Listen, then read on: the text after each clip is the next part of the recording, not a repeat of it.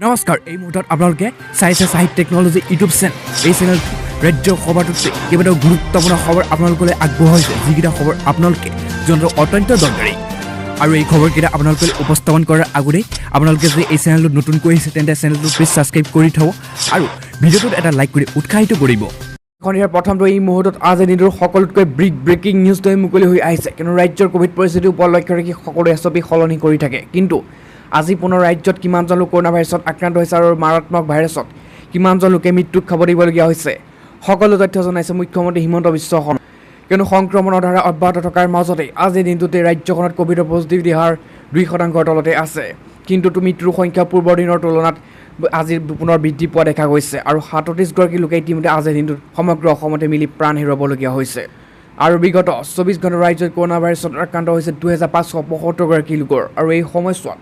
1,68,361টা Covid পৰীক্ষা সম্পন্ন কৰা হৈছিল আৰু বিগত 24 ঘণ্টাত আজি সন্ধিয়ালৈকে কামৰূপ মেট্ৰত অৰ্থাৎ গুৱাহাটী জিলাত ইতিমধ্যে আক্ৰান্ত হৈছে 217গৰাকী লোকৰ আৰু পজিটিভিটি হাৰ 1.53% হৈছে কিন্তু সুস্থতাৰ হাৰ অধিক ভাল খবৰ আহি পৰিছে কিন্তু 95% ইতিমধ্যে 19% হৈছে আৰু মুখ্যমন্ত্ৰী হিমন্ত বিশ্ব শৰ্মাই এইদৰে তেওঁৰ অফিচিয়েল টুইটাৰ একাউণ্টত সবিশেষ জনাইছে আজি সন্ধিয়াৰ পাছত এই মুহূৰ্তত আন এটা ডাঙৰ খবৰ মুকলি হৈছে আজি দিনৰ ব্ৰেকিং নিউজ কিন্তু ইতিমধ্যে ৰাজ্যৰ মুখ্যমন্ত্ৰী হিমন্ত বিশ্ব শৰ্মাই আজি সন্ধিয়া ভাগত ইতিমধ্যে সংবাদমেলক সম্বোধন কৰি এক বৃহৎ সিদ্ধান্ত গ্ৰহণ কৰিছে আৰু চৰকাৰ বিশেষ সূত্ৰই আমাৰ হাতত তথ্য দাঙি ধৰা অনুসৰি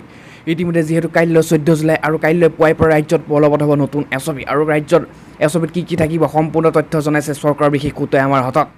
আৰু আপোনালোকক জনাই থওঁ যে আন্তঃজিলা যাতায়াত খুলিব নোৱাৰে কি ক'লে মুখ্যমন্ত্ৰী হিমন্ত বিশ্ব শৰ্মাই দোকান পোহাৰ ব্যৱসায়িক প্ৰতিষ্ঠান ৰাতিলৈকে খোলাৰ ক্ষেত্ৰত আৰু ইয়াত কৈছে কোভিড পৰিস্থিতিৰ বাবে ৰাজ্যত বন্ধ হৈ আছে বৰ্তমান আন্তঃজিলা যাতায়াত কিন্তু কেতিয়া কৰিব মুখ্যমন্ত্ৰী হিমন্ত বিশ্ব শৰ্মাই এই সন্দৰ্ভত দেওবাৰে ইতিমধ্যে 7খন জিলাকে ধৰি বাকী কেইখন জিলাত আন্তঃজিলাত খুলি দিয়াটো সন্দৰ্ভত সম্ভৱ নহয় বুলি ইতিমধ্যে প্ৰশ্ন উত্থাপন কৰাত উত্তৰ দিছিল কিন্তু তেওঁ কয় যে ৰেল চলাচল অব্যাহত থাকিব কিন্তু বৰ্তমান আন্তঃজিলা যাতায়াত খোলা দিয়া নাই এইকেইখন জিলাত কিন্তু এইখিনিতে আহিছে এটা বহুতেই ডাঙৰ খবৰ আনহাতে ইতিমধ্যে ৰাজ্যত মুখ্যমন্ত্ৰী হিমন্ত বিশ্ব শৰ্মাই এক সংবাদমেল সম্বোধন কৰি কোভিড পৰিস্থিতি অনিয়ন্ত্ৰিত হৈ থকা 7খন জিলাক বাদ দি ৰাজ্যৰ বাকী জিলাসমূহত ইতিমধ্যে বুধবাৰ কাইলৈ পুৱাৰ পৰাই সম্পূৰ্ণভাৱে আনলক কৰি দিয়াৰ সিদ্ধান্ত গ্ৰহণ কৰিছে আৰু কাইলৈ পুৱাৰ পৰাই ৰাজ্যত নতুন এছঅপি বলবৎ হৈ পৰিব আৰু ইতিমধ্যে 4 বজা 5 বজা পাছলৈকে দোকান পোহাৰ ব্যৱসায়িক প্ৰতিষ্ঠান সম্পূৰ্ণৰূপে খুলিব পাৰিব এইসমূহ জিলাত আৰু ইতিমধ্যে ৰাজ্য চৰকাৰৰ তৰফৰ পৰা নতুন এছঅপি আজি মঙলবাৰ ভিতৰত প্ৰকাশ কৰা হৈছে আৰু এই বুলি ব্যক্ত কৰিছে মুখ্যমন্ত্ৰী হিমন্ত বিশ্ব শৰ্মাই কিয়নো এইসমূহ জিলাত সম্পূৰ্ণৰূপে আনলক কৰি দিয়াৰ সিদ্ধান্ত গ্ৰহণ কৰিছে গাড়ী চলাচল দোকান পোহাৰ ব্যৱসায়িক প্ৰতিষ্ঠান সম্পূৰ্ণভাৱে ৰাতিলৈকে খুলিব পাৰিব এই 7খন জিলা বাদ দি ৰাজ্যৰ সকলো জিলাতে আৰু মুখ্যমন্ত্ৰী হিমন্ত বিশ্ব শৰ্মাই জনোৱা অনুসৰি গোৱালপাৰা গোলাঘাট যোৰহাট শোণিতপুৰ বিশ্বনাথ লখিমপুৰ আৰু মৰিগাঁৱত এতিয়াও কোভিড পৰিস্থিতি চিন্তনীয় তথা নিয়ন্ত্ৰণলৈ অহা নাই সেইবাবে উক্ত জিলাকেইখনৰ বাহিৰে বাকী সকলো জিলা সন্দৰ্ভত দোকান পোহাৰ ব্যৱসায়িক প্ৰতিষ্ঠান চৰকাৰী বেচৰকাৰী কাৰ্যালয় খোলাৰ অনুমতি দিয়া হ'ব বুলি ইতিমধ্যে স্পষ্টভাৱে ঘোষণা কৰিছে আৰু ইপিনে জানিবলৈ দিছিল অনুসৰি শিৱসাগৰ আৰু ডিব্ৰুগড় জিলাৰ ওপৰত কেতিয়াও কঠোৰ ইতিমধ্যে দৃষ্টি ৰখা হৈছে আনহাতে গুৱাহাটী মহানগৰৰ সান্ধ্য আইনৰ সন্ধিয়া 5 বজা পাছলৈকে বলবৎ হ'ব কিন্তু তাৰ আগলৈকে গুৱাহাটীতো সম্পূৰ্ণৰূপে খুলি দিয়াৰ সিদ্ধান্ত গ্ৰহণ কৰিছে ৰাজ্য চৰকাৰে কিন্তু গুৱাহাটীত ইতিমধ্যে ৰাজ্যত 250টা ইতিমধ্যে টাৰ্গেট কৰিছে তাৰ ওপৰত নোযোৱালৈকে সম্পূৰ্ণৰূপে সন্ধিয়া 5 বজা পাছলৈকে দোকান পোহাৰ ব্যৱসায়িক প্ৰতিষ্ঠান গাড়ী চলাচল খুলিব পাৰিব এই কথা স্পষ্ট কৰিছে ৰাজ্যৰ মুখ্যমন্ত্ৰী আজি সন্ধিয়াৰ পাছত এই মুহূৰ্তত আজিৰ দিনটোৰ এটা ভয়ানক ব্ৰেকিং নিউজ এটা মুকলি হৈ আহিছে এটা বহুতেই ভয়ানক খবৰ কিয়নো ইতিমধ্যে হস্পিটেলত অগ্নিবুদ্ধ হৈছে আৰু জুই লাগিছে হস্পিটেলত আৰু ইতিমধ্যে 67গৰাকী লোকে মৃত্যু খাব দিবলগীয়া হৈছে আৰু মৃত্যু সংখ্যা বৃদ্ধি হোৱাৰ আশংকা প্ৰকাশ কৰিছে এক ভয়ংকৰ ঘটনা কিয়নো কোভিড হস্পিটেলত জীৱন্তে অগ্নিদগ্ধ হ'ল 44জন লোকৰ আৰু কোভিড হস্পিটেলত ইতিমধ্যে জীৱন্তে অগ্নিদগ্ধ হৈ পৰিল 44জন লোকৰ মৃত্যু খাব দিবলগীয়া হৈছে বৰ্তমান আৰু লগতে অগ্নিদগ্ধ হৈ ইতিমধ্যে গুৰুত্বভাৱে আহত হৈছে 67জন লোকৰ আৰু সকলোৱে মনত এতিয়া প্ৰশ্ন উত্থাপিত হৈছে কিহৰ পৰা লাগিলে এই জুই কিন্তু এটা অক্সিজেন টেংকৰ পৰা অগ্নিকাণ্ডৰ সূত্ৰপাত ঘটাৰ এই সন্দেহৰ ঘটনা আৰু সমগ্ৰ হস্পিটেলত জুই লাগি ইতিমধ্যে শতাধিক লোক মৃত্যুমুখত পৰিছে আৰু অগ্নিকাণ্ডৰ পিছতে ধোঁৱাই চানি ধৰে হস্পিটেলৰ লগতে চাৰিওকাষৰ ইতিমধ্যে চৌপাশ অঞ্চল ঢাকি ধৰে ধোঁৱাৰে আৰু এই দুৰ্ঘটনাৰ ফলতে ইতিমধ্যে যি জুই লাগিছিল তাৰপিছত ইতিমধ্যে শোকাবহ ঘটনাৰ পিছত আৰক্ষী আৰু সাধাৰণ ইতিমধ্যে আহত যিসকল মৃত্যু পৰিয়াল হৈছে তেওঁলোকৰ সৈতে খণ্ডযুদ্ধ লিপ্ত হৈছে আৰক্ষী আৰু পৰিয়ালবৰ্গৰ সৈতে আৰু ইতিমধ্যে 43-47জন লোক বৰ্তমান মৃত্যুৰ পাছত এই মুহূৰ্তত আন এটা ডাঙৰ খবৰ মুকলি হৈছে এটা ব্ৰেকিং নিউজ কিয়নো ইতিমধ্যে কাহ সন্দৰ্ভত বিধানসভাত হৈছে হুলস্থুল আৰু তাৰ লগতে ইয়াত কৈছে যে কাহ সন্দৰ্ভত সোধা প্ৰশ্ন বাতিল ইতিমধ্যে বিধানসভাত আৰু বিধানসভা দুটা দিনত অখিল গগৈ 4টা প্ৰশ্নৰ ৰিজেক্ট সৰব হৈছে অখিল গগৈ কিন্তু ইতিমধ্যে হাহাকাৰ পৰিস্থিতিৰ সৃষ্টি হৈছে বিধানসভাৰ ভিতৰত আৰু বিধায়ক শিৱসাগৰ বিধায়ক অখিল গগৈ গুৰুত্বৰ অভিযোগ উত্থাপন কৰিছে বিধানসভাৰ বাহিৰত আহি কিন্তু দুটা দিনৰ অখিল গগৈ 4টা প্ৰশ্নৰ ৰিজেক্ট কৰা হ'ল বুলি ইতিমধ্যে উত্থাপিত হৈছে অভিযোগ কিয়নো কা সন্দৰ্ভত সোধা প্ৰশ্ন বাতিল কৰিলে বিধানসভাত আৰু ইয়াত প্ৰশ্ন উত্থাপিত কৰা হৈছে যে কাই অসমৰ ওপৰত কি প্ৰভাৱ পেলাব সেয়া প্ৰশ্ন উত্থাপিত কৰিছে আৰু কা আন্দোলনৰ সময়ত অসমত কিমান লাঠিচাৰ্জ চলিছিল সেয়াও প্ৰশ্ন উত্থাপিত কৰিছে আৰু লগতে কন্দুৱা গেছ কিমান প্ৰয়োগ কৰিছিল সেয়াও প্ৰশ্ন উত্থাপিত হয় কিন্তু ইতিমধ্যে অখিল গগৈ হুলস্থুলীয়া পৰিৱেশ সৃষ্টি কৰিছে বিধানসভাৰ ভিতৰত কিন্তু কা সন্দৰ্ভত সোধা প্ৰশ্ন ইতিমধ্যে বাতিল কৰিছে বিধানসভাত কা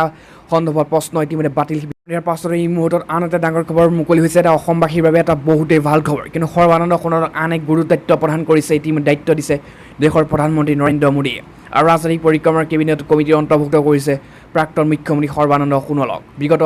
সপ্তাহত কেন্দ্ৰীয় মন্ত্ৰীৰ দায়িত্বভাৰ গ্ৰহণ কৰাৰ পিছতে মোদী মন্ত্ৰীসভাৰ আন এক গুৰুত্বপূৰ্ণ দায়িত্ব অৰ্পণ কৰা হৈছে আয়ুষ মন্ত্ৰী সৰ্বানন্দ সোণোৱালক আৰু মোদী মন্ত্ৰীসভাৰ কেবিনেট কমিটিৰ ইতিমধ্যে স্থান লাভ কৰিছে সৰ্বানন্দ সোণোৱালে সোমবাৰে পুনৰ গঠিত কৰা কেবিনেট কমিটিৰ সোণোৱালৰ অংশগ্ৰহণৰ সমিতিৰ প্ৰতি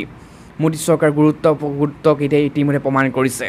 আৰু মন্ত্ৰীসভাৰ আটাইকেইটা গুৰুত্বপূৰ্ণ ৰাজনৈতিক পৰিক্ৰমা কেবিনেট কমিটি ইতিমধ্যে cabinet committee of political affairs আৰু CCPA অন্তৰ্ভুক্ত কৰা হৈছে সৰ্বানন্দ সোণোৱালক লগতে এই কমিটিৰ আছে পৰিৱেশ আৰু শ্ৰম মন্ত্ৰী ভূপেন্দ্ৰ যাদৱ আৰু লগতে স্বাস্থ্যমন্ত্ৰী মনসুখ মাণ্ডৱ আৰু গমোন্নয়ন মন্ত্ৰী গিৰিৰাজ সিং আৰু এই আটাইতকেইটা বিভাগৰ মন্ত্ৰীক প্ৰথমবাৰৰ বাবে CCPA অন্তৰ্ভুক্ত কৰা হৈছে আৰু পূৰ্বে এক বিভাগৰ মন্ত্ৰীসকলক CCPA অন্তৰ্ভুক্ত কৰা হোৱা নাছিল কিন্তু উত্তৰ পূৰ্বাঞ্চলৰ এগৰাকী দক্ষ মন্ত্ৰী আইনী মন্ত্ৰী কিৰেণ ৰিজিজুকো ইতিমধ্যে প্ৰথমবাৰৰ বাবে CCPAত অন্তৰ্ভুক্ত কৰা হৈছে ক্ৰীড়া তথ্য আৰু সম্প্ৰচাৰ মন্ত্ৰী অনুৰাগ ঠাকুৰ আৰু জনজাতীয় পৰিক্ৰমা মন্ত্ৰী অৰ্জুন পুণ্ডাকো এই কমিটিত স্থান দিয়া হৈছে ৰবি শংকৰ প্ৰসাদৰ ঠাইত ইতিমধ্যে ৰিজিজুক এই প্ৰশাসনৰ ভাৰ ইতিমধ্যে জাফৰ ঠাইত অনুৰাগ ঠাকুৰক আনুষ্ঠানিকভাৱে স্থান দিয়া হৈছে বুলি আমাৰ হাতত তথ্য আহি পৰিছে আৰু এওঁলোকৰ উপৰিও CCPA অন্তৰ্ভুক্ত কৰা হৈছে মহিলা আৰু শিশু উন্নয়ন মন্ত্ৰী স্মৃতি ইৰাণীকো আৰু স্মৃতি ইৰাণীকো প্ৰথমবাৰৰ বাবে CCPAত অন্তৰ্ভুক্ত কৰা হৈছে আনহাতে সামাজিক ন্যায় আৰু সবলীকৰণ মন্ত্ৰী বীৰেন্দ্ৰ কুমাৰক থাৱাৰ চান্দ গেহলোটৰ ঠাইত ইতিমধ্যে স্থান দিয়া হৈছে বুলি জানিব পৰা গৈছে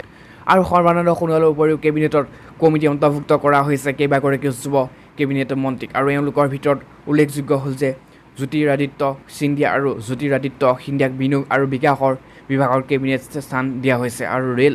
মন্ত্ৰী অশ্বিনী বৈষ্ণৱক MSME মন্ত্ৰী নাৰায়ণ ৰাণাকো ইতিমধ্যে MSME মন্ত্ৰী নাৰায়ণ ৰাণাকো মন্ত্ৰীসভাত অন্তৰ্ভুক্ত কৰিছে মোদী চৰকাৰ সন্ধিয়াৰ পাছতে ইতিমধ্যে আন এটা ডাঙৰ খবৰ কিয়নো 21 জুলাই তাৰিখে বুধবাৰে উদযাপন কৰা হ'ব সমগ্ৰ দেশৰ লগতে অসমতো পবিত্ৰ ঈদ সংবাদ মাধ্যমত এই কথা জনালে কেন্দ্ৰীয় হিলাল কমিটি অসমে আৰু ৰাজ্যিক সকলো ইছলামিক ধৰ্মাৱলম্বী লোকসকলৰ বাবে এক বিশেষ খবৰ অহা 21 জুলাই তাৰিখে ইতিমধ্যে বুধবাৰে উদযাপন কৰা হ'ব পবিত্ৰ ঈদ এক প্ৰেছ বিবৃতিযোগে জৰিয়তে সংবাদ মাধ্যমৰ এই কথা জনাইছে কেন্দ্ৰীয় হিলাল কমিটি অসমে আৰু কেন্দ্ৰীয় হিলাল কমিটি অসমৰ সভাপতি মৌলানা